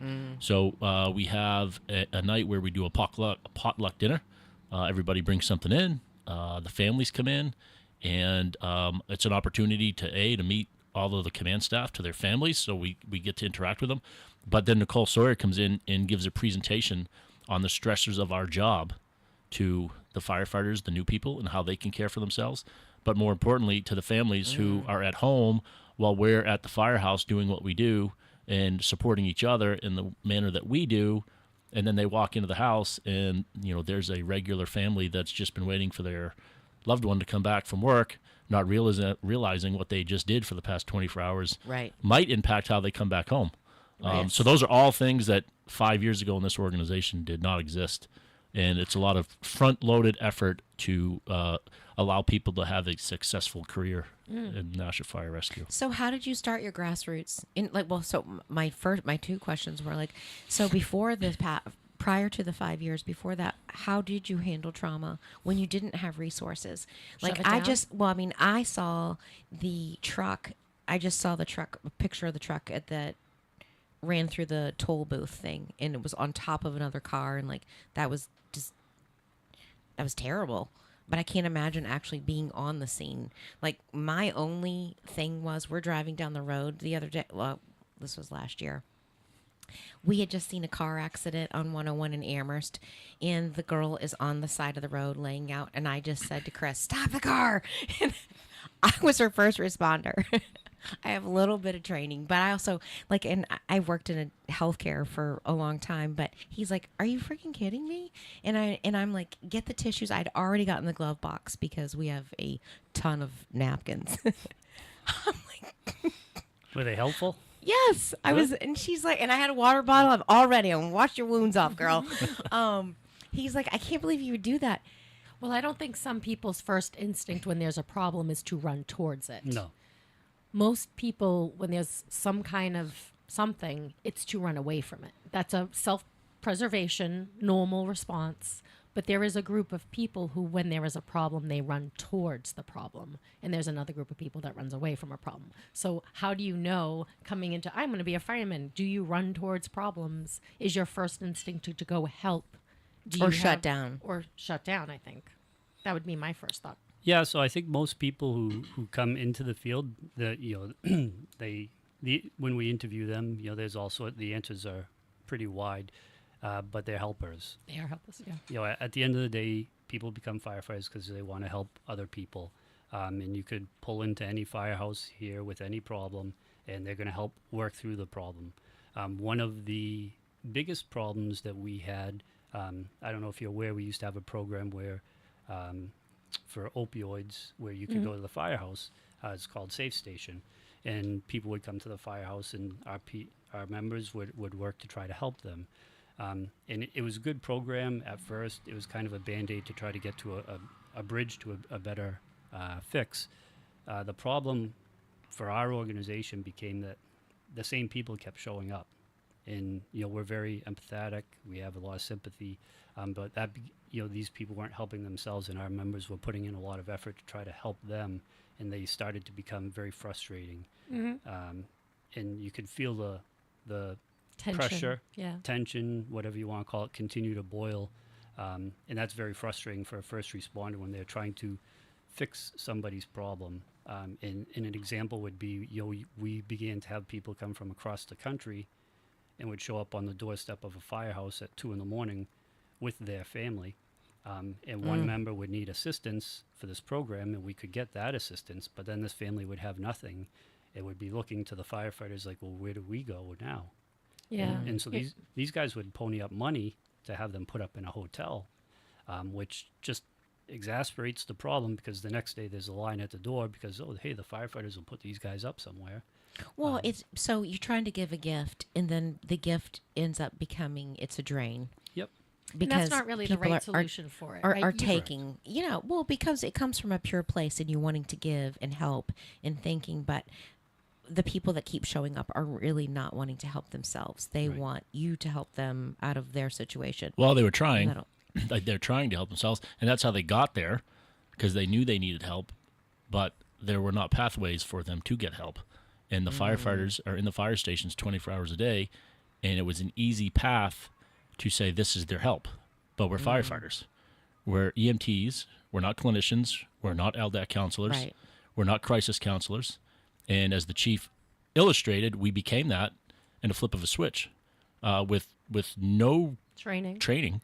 And bringing it to the firehouse was probably one of the more important parts of why that program needed to evolve, was because the firehouse is our place. Yeah. So when we go out and do our stuff that we have to do, we come back to the firehouse, and that's historically been where we take care of ourselves. That's your home. And, we were talking first. And then it was hour. gone. All of a sudden it was gone because all Yeah. these folks that needed the help were coming to us, asking us in sometimes very, very emotional situations, asking us for help. And, you know, we're firefighters and we like to solve problems. And as the chief illustrated, we started solving the problems. Well, we were solving their problems and creating more problems for us because our safe space that we would traditionally take care of each other with had been infiltrated and impacted.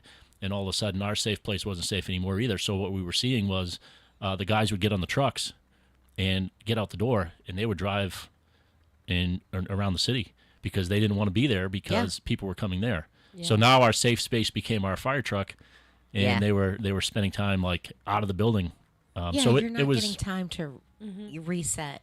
So they fixed that, though? They gave other resources? And Yeah, eventually the the state came up with a different program, not really a sustainable model, and they couldn't support us any longer. And when the program was initially proposed, there were certain things that we required be in place. And one of the things was that, you know, if somebody showed up for help, they needed to be able to be taken from the firehouse in a certain amount of time. And that asset got removed, and so we said that we wouldn't be able to participate any further. yeah, I think that the drug epidemic in the United States, I don't know about anywhere else in the world, but I think it is this silent epidemic that has no real plan. And the group of people who are in charge of trying to fix it, there's the empathetic group that is like, continue to give them drugs because they're suffering without their drugs. And then there's another group of people who have a completely different opinion, and neither one of them can come together on what a solution is, and we don't actually have any solutions.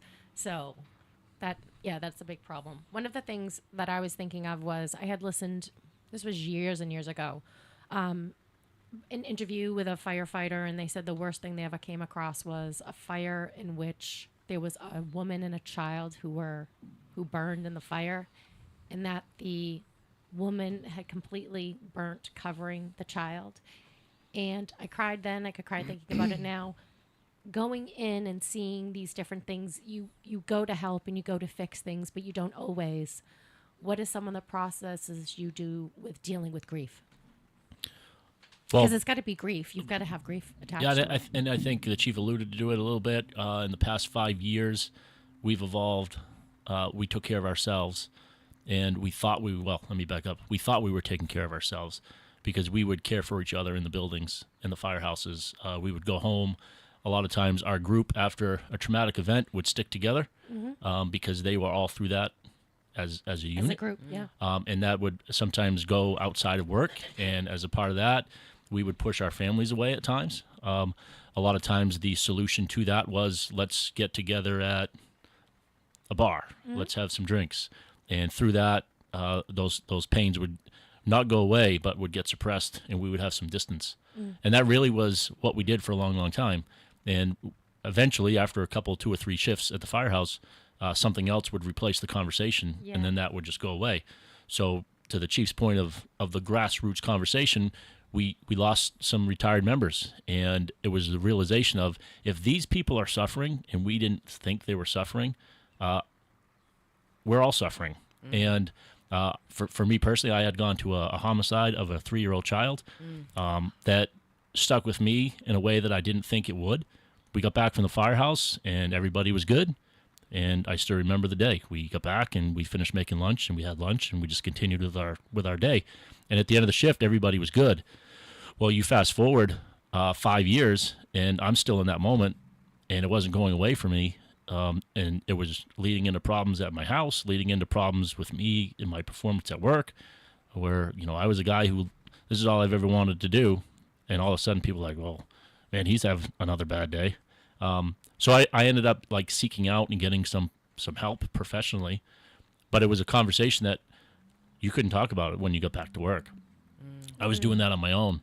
And those were sometimes really hard events. They were hard days. The place I went was about an hour away to drive because there was no place really local that took care of first responders.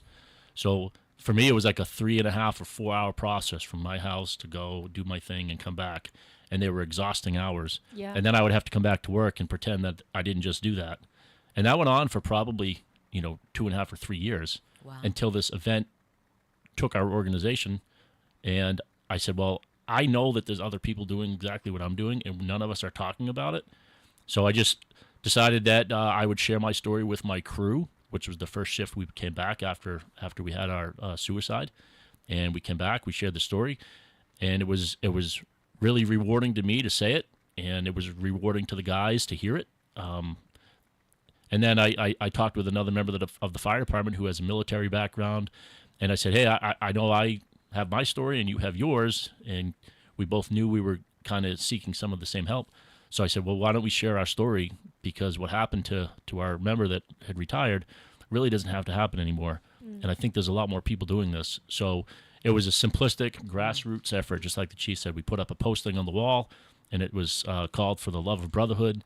I said, come have some pizza and share a story to know that we're not alone. And the first event had about 55 members show up off duty, some retired folks. Awesome. And it went on for almost 3 hours of people just sharing stories. And when I tell you they were sharing stories of events and responses that they had gone to 30 years ago. Yeah.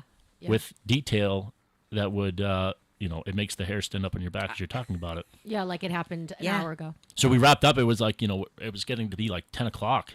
And I said, all right, so this is it. And when are we doing this again? Can we come back next week? Yeah. And it slowly became a monthly get-together. And the numbers stayed fairly consistent. There was about 30 or so people that would come back. And then we get impacted by COVID. And then coming out of COVID, the members' assistance team got stood up. And that group today, and now these guys have all gone, there's probably 20 of them or so in the group. They've all gone to get training. Now, none of us had training at that point. Like, literally, I was a person who said, I'll share my story, sure. But then all of a sudden there was questions. I'm like, well, I don't know about that. I'm not trained. So our group is trained, and that Brotherhood Night continues. They do it once a month. The union guys put it together. They have, sometimes it's a guest speaker. Sometimes it's just a night of reminiscing of the job that people have done over the years. And it still continues today. Once a month they get together for their Brotherhood Night, and it's all led by the members assistance group. And do you guys ever get to tell? So I think community is so important. We were just talking earlier about the rats. Rats don't live in isolation. A rat will want to kill itself. It's in a cage by itself. But if you put that same rat with 5 other rats in a cage, it doesn't. It's not self-destructive. I think we are all rats in a lot of ways. We're not lonely. We base ourselves in community. Is there any part of your community that gets to tell the good story? Preparing this, I was looking up some fire stuff, and I don't know how you guys have cameras on yourselves, but going through the building and then finding the kitten and reviving the kitten, like you're saving kittens out of trees and you're rescuing humans out of buildings. And do you get to tell your good stories too? Because that must feel like one save must feel like it undoes something, or does it not? Yeah, it does, I guess. We have many programs through the organization where, if you respond to a call, somebody can put in, the company officer, when they're doing their report, can put in to say that he thinks it's worthy of recognition. The organization has an awards committee, and we actually had an event across the street here not long ago. I think we do a much better job now than we used to of having ceremonies to recognize when we hire people and they complete recruit school, when they get promoted, highlights in people's career to celebrate those good moments, so to speak. Did you have any thoughts on that? You get asked a lot, oh, you're a firefighter. Oh, do you like your job? Yep. What was the worst thing you've ever seen? Yeah. And it's like, when I get asked that question, and it happens a lot, you go, Well, people aren't aware that they actually might be triggering a trauma that's not healed. Well, what do they see on the TV? Yeah. What do they see in the newspaper? Well, they see the horrific events. They see the fire. They see the lives that are lost. You don't see on the front page of the newspaper, Nashua firefighters revive person in cardiac arrest. Yeah. Very often. It doesn't happen. Because for society reasons, right? There's a whole bunch of them, but it is hard to steer the conversation back to that. When I get asked that question, I just go, "Yeah, listen, I've been doing this for a long time. There's been a lot, and I just leave it at that because your mind, when you ask a question, your mind, to both your points, it goes right back to the hard ones, and then you've got to get yourself out of that and be like, I don't want to think about that. I don't want to talk about that. I've dealt with it. It's part of who I am. It's part of how you evolve as a professional in this work, and it's never going away, but it can't define you either. Mm-hmm. So you have to go through this process of actively putting it back to where it needs to be, which is in your past, and move on. But very seldom do we have these conversations of, tell us the greatest thing that you ever did, and there's many of them. Like we go to, it's probably a under realized part of our job, but we do about 800 lift assists in the organization annually. And all it is a service call where somebody's pendant, their life alarm, the help I've fallen and can't get up. Mm-hmm. That's real. Mm-hmm. And we do that about 800 times a year. And oftentimes it's a population of the community that is either elderly or just physically can't care for themselves. And in the absence of family, they call us. And in many ways, we build relationships with these folks because it doesn't just happen once. Mm-hmm. It happens in a series of events. Mm-hmm. And then we'll go there and you become, part of this person's life, and they recognize who we are. And it can become a positive thing where you're going on this call, which is really, no lights, no sirens. You're just driving down the street and you get to someone's house and you pick that person up, put them back in the chair. And then from there, it kind of evolves like, do you need anything else? Can you do me one more? Can you just get my remote for me? I can't. And next thing you know, the guys are there and they're getting them a glass of water. They're fixing. You're being real. You're being human. And those are the moments that are very rewarding. Yeah. But those are the moments that you don't hear about.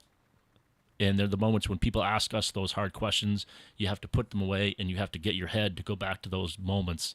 And we do it a lot. We do a lot of really, really good things in the city of Nashua. Our guys are really, really good. But it's not a platform really to advertise that stuff on a regular basis because the media outlets take you to those dark moments. The car accident. Well, so one of my questions for each of you: what was one of your greatest moments as a fireman? Like that you just look back, whether it was everything aligned and you felt like, man, this is why I love doing what I'm doing. Like you said that it doesn't have to be, it's not like just what was that? Like the alignment, like the connection with that one human being. It doesn't have to be that specific event. It was just, I don't know how to say it. I know what you're saying, and it's odd stuff, right? And the first one that comes to my mind happened in 1999. Mm-hmm. I was working in Hudson. We went for a cardiac arrest. A week later, we go to the same address for breathing difficulty, and it was for the wife of this couple who had been married. They were in their late 70s. A week prior, we were there because the husband was in cardiac arrest. We're there now. She's having difficulty breathing, but he's sitting in the chair across from her having breakfast. I go, a week earlier we were here because he was in cardiac arrest. It was on Derry Road. I remember the house. Yeah. And it's like you walk in there and you go, oh, okay, cool. So, and these people are continuing with their lives. They didn't realize who we were. But in your quick synopsis, like those are the moments. Why that sticks, I don't know. But because he's alive having breakfast. Instead of. But and it's a lot of the connections. So one of my stories when I used to work, I used to work in a lab as a phlebotomist. I went through 6 years of infertility, and I ended up doing in vitro, and I would do a lot of blood draws for the infertility clinic, and I had a lady that would come in and get her blood work done because she was doing IVF, and we could have a lot of conversations because I know that I went through it. I know what she's going through. So her telling me was very different from telling her family. Like somebody just gets it, like all the emotional side of it and everything. So we went through almost 2 years with her with no success at all. Then I hadn't seen her in a while. She comes in not to get her blood drawn. She sits out in the waiting room for 20 minutes waiting for me to finish just to show me her baby. Like, and that's like, thank you, God, for that moment. And it's just it doesn't have to be a big thing, but like, I am so glad that I got to witness that. I got to be a part of that. Just being able to love on somebody, being able to connect. Like, that's why I said it didn't have to be a great magic moment, but it was like, I am so thankful I'm in this place, in this moment, and I I got to be somebody's hero for the day. You know, I got to be somebody that they thought enough of to rearrange their whole day to come down and sit in a waiting room just so she can say, we did it. Yeah. And I felt like I was a part of it. So that's what I was asking. Yeah. Like, No, that's great. That's awesome. awesome. What's one of your great moments? I think one that sticks with me a little bit is up at the Amherst Street Fire Station one night in the middle of the night. A young lady with her baby showed up at the firehouse, had been kicked out of the house because she's being sexually abused by her mother's boyfriend. Wasn't welcome there anymore. It was wintertime and she needed someplace to go. And we tried to get her in a shelter and nobody was answering. They were full and there was really nothing to do that we could do. And without me saying a word, the crew got together and put a bucket of cash together, and we put her kid on the fire truck and drove them to a local motel. And we had made all the arrangements, and it was obviously a good moment because of everything that took place, but also because I realized, I mean, that's who I am. But I also realized I was having an impact on my crew at that point in time. Mm. So I think it's important to recognize the wins that you would see in the media. Those aren't the moments that really do it for us. Yeah. It's a team sport, and pulling everybody together like that is really where it's at. So those are the moments that really stick with you, and you try to It's being in push the others alignment, out. and Yeah. you've got a core that you know that there's a similarity. You know, there's a similarity in your group, in your unit, and you can all operate on that vibration, and you just want to do good, and you can support each other in it. You're not, you know, the way that you show love and support. Well, we listen. We laugh a lot. The job is have to serious. work. Yeah. The job is serious, right? And just the conversation that we're having here is serious. But we have some of the funniest people that you'll ever meet in your entire life. Some of the most incredible characters that there'll be this moment of reality, and somebody in the room is gonna at some point crack a joke, and it's just gonna be like the weight is lifted. And we go to a lot of funny calls. Like the things that we see. Yeah. There's a lot of bad stuff, but you go to places and you just like, you know those little inserts you put on like the toilet when the kids are training. Yes. So we had like a 4 or 5 year old put that around his head and pull it down, and he got it stuck in his neck. Oh, no. So we had to cut the thing off. It was like the thickest plastic. We couldn't get it, so we had to like use the jaws of life that we use on car accidents. Oh my God, that's funny. We pulled it into the living room with this cord going out the door, and I'm sitting in there and we're watching what's that princess there, Elsa. Oh, we're watching Elsa Frozen. videos, singing Frozen songs while the guys are pulling this thing back and coming in on the back of the neck and cutting it with the jaws of life so that we could pull it off the neck.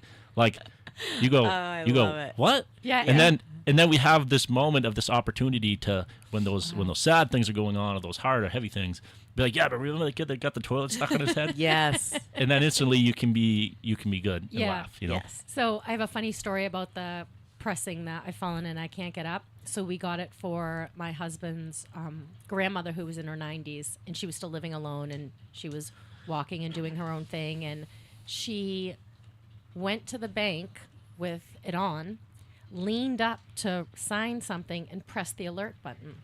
So the fire department goes to the bank because she's fallen there and she can't get up, and she's not at the bank. And so she must have gone home. Okay, try to find her home. Now the alert is on, and now no one can stop until they find the grandmother. And the grandmother, they found her at Burger King. Now, she was on Eating a heart Whopper. medicine. First of all, she's 91. Whenever we are having a party for her and cooking for her, no one can have salt because she's on a low sodium. We can't serve anything green because she can't have vitamin K. We do all of this elaborate stuff to make sure she's okay, and she's eating Burger King chicken sandwich and french fries. Busted. Busted. All because of the life alert. All see? because of the life alert. We're like, Popcha, what do you do? You know, so, but it was like a thing where, you know, you guys are traveling around to find this woman. She must have fallen out of the bank. She must have fallen behind the bank. Did she get kidnapped? She was at Burger King and she got caught. But well, I was in property management just up until recently, and one of the things I remember thinking is, I'm not a first responder. You go into people's apartments for whatever reason, and you come across various things. Excuse me. And you're like, what do I do with this? I'm supposed to sell real estate. I'm supposed to fix light bulbs and plumbing. And what do I do with this thing? And like, where do I put this? And I always joke that it makes me a funnier person at the end of the day, because everyone. And oftentimes all those little scenarios where someone says, I don't know what to do with this. Do you know who they call? Us. Absolutely. Well, so we have a funny story, but actually you were listening to us because you're listening. We are here in the studio today with Mark and Steve from the Nashua Fire Department. Funny story. We went on vacation, so my daughter just got accepted into Tufts Dental School. Oh. So we did a little recon mission. We did a little business trip for real estate and just a little girls' weekend to help celebrate her getting into Tufts. We are down at Clearwater Beach in Florida. This is April, May, so just recently. We're at a rooftop bar, having a couple of drinks, watching the sunset. It's absolutely beautiful night. We're just having a great time. Next thing you know, I get a phone call on my phone saying the that fire alert the from our Amherst Police Department is saying that they're getting notice that my house is on fire. And I'm like, are you kidding me? Because I just saw the garage door open like 20 minutes ago. Like, so somebody's home. And I have kittens. I have cats. And a kid and a spouse. And I'm helpless. Yeah, the cats, though. Save the cats. What was the cats? Because I don't know if the door shut and somebody left. I don't know what. I just saw the alarm. So I'm like, okay. So my daughter's there. So those two are trying to get in touch with the two human beings, and I'm like, call the fire department, call the fire department, call the fire department. There's a fire alarm. Could you call the fire department? So I can't get in touch with them. So I've never called 911 before in my whole life. So I call 911. I'm talking to the guy, and my daughter is like, Mom, you're talking to the Florida Police Department. Yeah, you're the Florida Fire Department. And I'm like, oh, I'm so sorry. She's like, she's telling the whole story. Like, my cat might be home. I don't know if the guys are home. And it's like, you're calling Clearwater. Yeah. I was calling Clearwater. So then, I don't know. Oh, so Kayla, so my daughter ended up calling the right 911. And it just so happened that her boyfriend works for a guy in Amherst. He happens to be on the fire department, and he lives right behind us. So she's like, I'm going to call Logan because now we can't hear from the two people in our house. So she calls her boyfriend, and he goes. He's like, well, I'll drive over there. Well, in the meantime, Bob, that works at the fire department, had called Logan to tell them. He's like, hey, tell them, because Bob doesn't have my phone number. And I'm like, so Chris was in the shower, and my son was downstairs with the cats, like, trying to get them to not freak out. He was trying to put them in the house. Talk about chaos. Listen, the cameras are a thing. We have had fires in the city called in from people on vacation in the Caribbean who said, I think my neighbor's house is on fire because I just got an activation on my Ring camera, and they could see the fire across the street in the Ring camera. Wow. That's how and these people were in the Bahamas or something like that. Yeah, that's crazy, right? So Bob had told me, like, I saw him when we got back, and he's like, I was in the middle of making tacos for my girlfriend when your alarm went off. I'm like, I'm so sorry. He's like, well, I just turned the oven off, and I started riding down the road. And so we have big windows at the end of our, in our living room. And so when he's driving up the road, he can see it. Well, my husband put on these, they're the tape lights that go down the steps. So there's like a little under thing. Well, it was like a red orangey glow. It had them on. So if you look up, he's like, I literally had to go and knock on the door because I could see the orange glow up there. And I was like, no, those are just the lights. Yep. Whoops. So I promise you I will change those. Yeah. I can't tell you how many times as a property manager, someone's calling my phone, but they're not leaving a message, and I'm trying to do something. And so I pick up the phone. I'm like, what? Our fire alarm's going off. Call 911. Why are you calling? You've been calling me for 15 minutes. Get out of the building. Like, what are you doing in the building? Yep. Like, how does this not... Yeah, I cannot tell you in my 20-something years how many times people call me to say... And I'm like, you call the police or the fire department. I am a property manager. I'm not helping you. Call the fire department, But call I the feel police. like a lot of people don't call, like, the police or the fire because they feel like I don't know if that's an emergency. There's a So non-emergency. what do you guys feel? I mean, you there's guys. a non-emergency number for every single city for the police department. Yep. So if you have a concern that you really aren't sure is 911, you can call the non-emergency number for your police department. Someone does answer But it. is it 7 digits or it's 3 digits? It's so 7. it should be like 611 because you can't remember that. Like But who it's do you not. even know? Especially with cell phones today, you got everybody that is important on your favorites list. Everybody else you don't even know their number. We're going to give the Nashua one right now. And I even said to her, if we are stranded, if we're all stranded together, who are we going to call? What if we're in jail together somewhere in Mexico? If you're all together, don't call anybody. Just enjoy But no, what I'm you're just doing. no. I'm saying if we're in jail, like in Cabo or somewhere, like Oh, well, who then are we you going to probably call? did something bad, yeah. Yeah. Well, I mean, it could be a mistake. Right. Possibly Could call be like- Bardis. Bob Bardis. Yes. Oh, yeah. Yes, Boris because he is Lahr. an attorney. Yeah. Yes, He is he an will attorney. come bail us out. When we did go on the vacation, some people did say, "Are you bringing bail money?" It's When we true. went by ourselves. Hey, Never had a fun fact: do you know that you cannot hum while you hold your nose? You cannot what? You cannot hum while you hold your nose. Oh, I'll try that later. No, do it now. No, I cannot. No. You can't do it. You No. can start, but then you can't finish. Well, I guess that's what she said. That's right. You can take it back to the right. You can take it back. Hey guys, and you know what? You could actually hey, we'll put a bet in. I bet you $50 you cannot hum I mean, I don't know about when you hold your nose. I Can don't- you do it? I don't. Did you I hum? couldn't even try. The pressure was there was a lot of tension. Too much. Too much pressure. Too much pressure. Where do you come up with this stuff? Cabo? We have Fun Fact Friday. Sometimes we have our show on a Friday in addition to a Thursday, and sometimes this is where Well, these so you things asked come us up. about our show. So you guys have been doing this for how long? A year. A year. little over a year. And what was your obviously today is going to be the new favorite, but what was your favorite show up until today? I don't know. We've had some really, really fun shows. I think every week when we do it, it is our favorite one. I think Until my the next favorite week. is when we actually just connect. Like I think when we connect with the people in the room. Like I love. But I feel like we never not connect.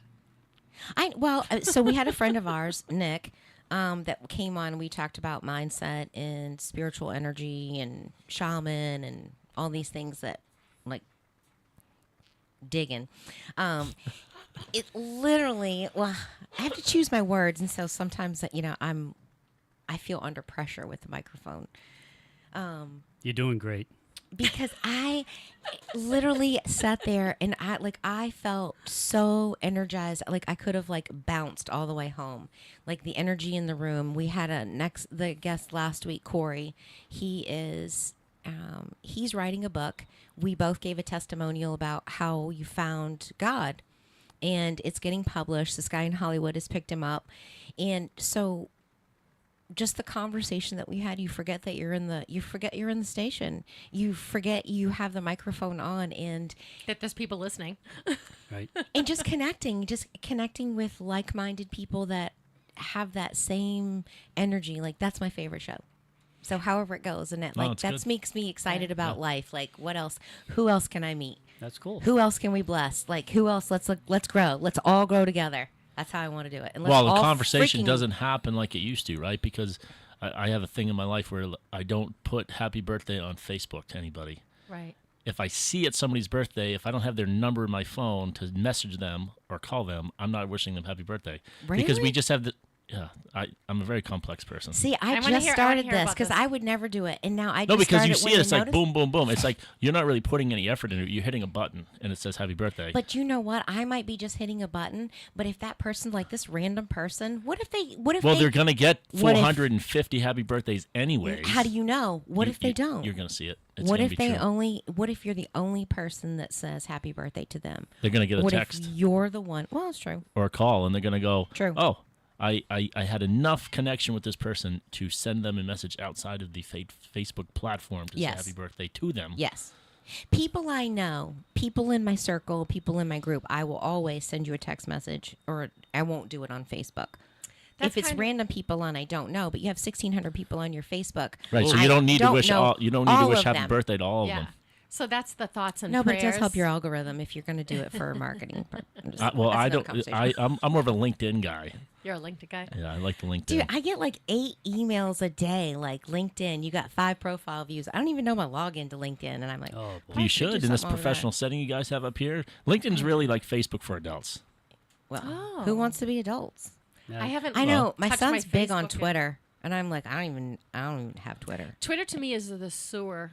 I heard someone say Twitter is. Speaking of it, I've got to get my update on the Karen Reed trial. It's where Continue talking amongst yourselves. It's where the keyboard warriors my are going. girlfriend lives in Quincy, and she has been.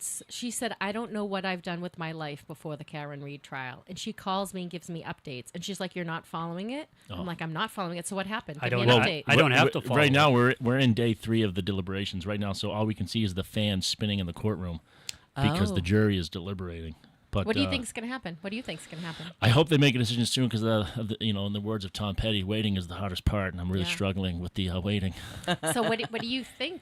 What do you think about the case? Do you think? Oh, if I was a juror, I mean, Yeah. this is a whole nother show. But Yeah. I think I don't think the Commonwealth did a very good job at proving their case. Mm-hmm. And I think there were some things down there that just are really strange. And how But do you think that was intentional? Do I think them not doing a good Yeah. job Like bringing throwing their it. case forward? Are we too hot? You see the role we play in the community here, right? I know. Okay. I enjoy watching. That's what you could just say. I think and I've now because I have it in the background in my office, so I say, well, I'm actually training so that when we have to do an investigation around here, because sometimes things go bad at the firehouse.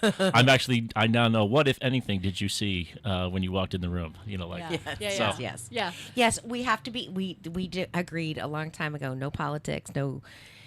We just actually got confronted last week or the week before. We got kicked out of a shop down here on Main Street. Oh, really? Yeah, because someone assumed because we were women that we would be a very specific political party Persuasion. affiliate, and so we And when we weren't, and it did weren't- not align with his belief system. So he did not know how to do it, and he was like, "I'm so glad you're leaving. Don't ever come back." And I that's was good like, for business. Yes. Well, we're not allowed to talk about politics Yeah. at lunch either. Yes. Yeah. Because you guys. So I agree. Like it's yeah. Well, you see what you guys did? Look across the street here. They're coming for us. They're probably just going to ticket my car. No, that's possible. I'm definitely out of quarters at my meter. Well, we changed our show time. We used to see the mayor Oh, yeah? when we were leaving because we were on right after George. Okay, yeah. And I just And said, you do know they I'm changed going to our come to time you if I get a parking ticket. Because I was going to complain about the barriers again. Oh. I'm like, why do we have the barriers right down here as you're coming up the hill, right before you get to the train tracks. I don't know what shop it is. Oh, the one that's been crashed into 7 times? Mm-hmm. Well, you have those 2 lanes. Everybody's coming from around that corner, and you start to go up the hill. It goes to 1 lane, and then you got all these jerks that are trying to I'm going to cut past you and you and you and you. Like, we don't know how to zipper anymore. Let's go back to the DMV and learn how to zipper in instead of no, I'm going to beat you. Well, people have things to do. They've Hit got a my lot- car. This is New England. Hit me. I know. Not This in is New Virginia England. anymore. I know. That's right. I know, but the zipper hasn't worked well in New England in a No, long it doesn't. time. No. No, but the problem is in the South is on ramps. Like everybody here, on ramps, everybody gasses and goes and I'm gonna beat you out of the gate. In the South, they come to a stop at the end of the ramp and they're just waiting. Well, yeah, because Virginia's for lovers and New Yes. Hampshire is live free or die. Yes. The Yes. emphasis on the die. One of my biggest. All right, we're gonna fuss about something. If you're on 101, if you're on 101A, that's the busy one, right, where all the stores are. If you're going to Bedford and you're taking the exit to go to 101 to Bedford, there's that where they've blasted and it's that curve and you come up. I do not want. So there's only a small stretch and then there's the bridge. So there's not a lot of room. It's a 2-lane road. And so when you don't have a lot of acceleration time, but when it's like you're coming around that curve and a car sees you, they are going to gun it to make sure that they cut you off. That's why you got to get on it. Yeah. Well, I do, but I'm like, dude, I best never op- do that. If I see somebody coming in that spot, I always just back off the gas and let him go. Like, they have nowhere else to go. They can see that you're from Virginia. They can I sense don't it. think so. They sense it. So I plowed for the state of New Hampshire. My husband would do the Bedford tolls, Okay. which everyone always got into an accident. One plow truck gets hit there a year usually, and then I do the park and ride up at Exit 8. Okay. And I can't tell you how many people have to hurry up to get in front of me because they don't want to be behind the plow, but then they don't go fast enough 'Cause they to be can't. behind the plow. You haven't And plowed if the you're road like, yet. If you could just let me go in front of you, this Just would let me be do so my much- job. If you Right. could just I know you don't want to be behind the plows, but we are making it safer. Yeah, we are absolutely. out here 24 hours a day to make it so that you can get around. Can you just give us all a break? That's my plow PSA in the summer. I was just saying, a beautiful summer day. We're talking about snow plowing. See, that's a New Hampshire thing. That is. Like, let's just ruin this beautiful day by talking about snow. We're on borrowed time, Yeah, man. exactly. Sorry. Winter's the mosquitoes were horrible last night. I'm just saying. Bringing it back to summer. I'm like, I think the mosquitoes and the black flies were off in their timing this year. Oh. Yeah, because usually black flies are like right around Mother's Day. They come out for like 2 weeks, and then it's like the mosquitoes come. And I'm like, usually by this end of this time, I feel like mosquitoes are kind of waning. And we were getting hammered last night sitting outside. Yes. But what were you drinking then? No, I was drinking. You said you were getting drinking. No, I didn't. You said you were getting hammered. I didn't know what you were doing. By the mosquitoes. By the mosquitoes. No, I'm like, I get think you. I did have a margarita Listen, last you got to night, be but- quick. You got to be quick. I know she wasn't on it. I was answering for her. I was like, wait, can I say that? Can I say my night on radio? I want to thank you, gentlemen, for coming on our show. Is there anything you want to leave us with before we go? Don't blow your fingers off for fireworks or anything before we hit the road. Have a safe and happy 4th of July, and thank you for having us on. It was great to meet you. Thank you. Thank you. Nice having you guys on. We're going to end up going to the top of the hour in a second. And we never played our song. You said you had a song for us. I know I did have a song for us. I made a meme for you guys. Thank you for tuning in to Lisa and Robin on the mic. We are here every Thursday from 10 to noon. You are listening on WSMN, 1590 AM, 95.3 FM, and WSMN.live. Have a wonderful week, and we will see you next Thursday.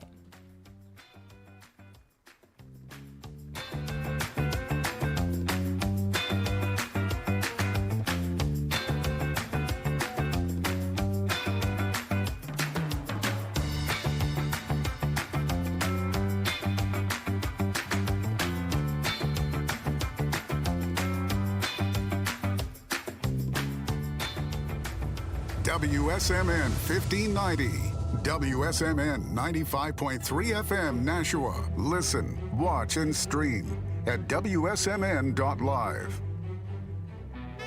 The River Casino and Sports Bar is the place to be this summer. Every Friday this summer, we are Party Central, complete with music by area DJs. Try your luck at Roulette, New Hampshire Hold'em, or New Hampshire 21. Primetime specials daily, 4 to 7. $2 pizza slices, $3 domestic beer. Best deal in Nashua. The River Casino on High Street in downtown Nashua.